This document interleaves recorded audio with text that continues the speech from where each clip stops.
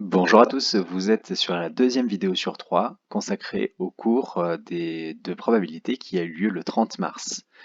Nous avons introduit dans ce cours une nouvelle propriété qui nous dit que lorsqu'on répète un grand nombre de fois une expérience aléatoire, la fréquence des événements observés correspond, ou en tout cas se rapproche, de la probabilité de cet événement. Je vous propose donc qu'on prenne un nouvel exemple où l'on ne peut pas estimer la probabilité autrement qu'avec cette propriété. Et c'est l'exemple de la punaise. Souvenez-vous, nous nous intéressions à savoir quelles sont les chances pour que la punaise tombe exactement sur sa tête. Et on avait vu dans l'introduction du cours que ça, on ne peut pas le faire, tout simplement parce que soit il nous manque des contraintes physiques, comment est-ce que la punaise est lancée, de quelle hauteur, quelle est sa masse, etc. etc.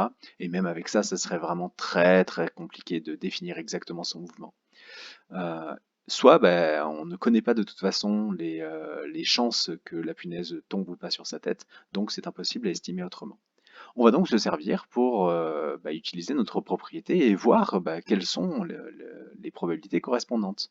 Et pour ça, on va directement faire 100 000 lancers.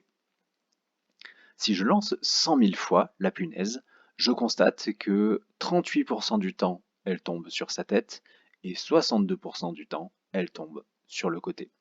Ces résultats sont déjà très très précis et nous renseignent assez précisément sur les probabilités correspondantes. Mais je vous propose, pour en être sûr, de faire encore plus l'expérience aléatoire. Nous allons la faire 1 million de fois. Donc allons-y. Hop, je lance la punaise 1 million de fois. Voilà. Je vois qu'au bout de 1 million de lancers, les fréquences se sont ajustées et on tombe sur des fréquences de 37,9% et 62,1%. Je vois donc qu'en gros, une fois, un peu plus d'une fois sur trois, la punaise tombe sur sa tête et un peu moins de 2 fois sur trois, la punaise tombe sur la pointe. Et bien voilà, cette propriété est maintenant illustrée. Je vous propose qu'on repasse à l'exercice du duc de Toscane dans la prochaine vidéo. Je vous remercie pour votre attention et je vous dis à tout de suite pour la troisième vidéo.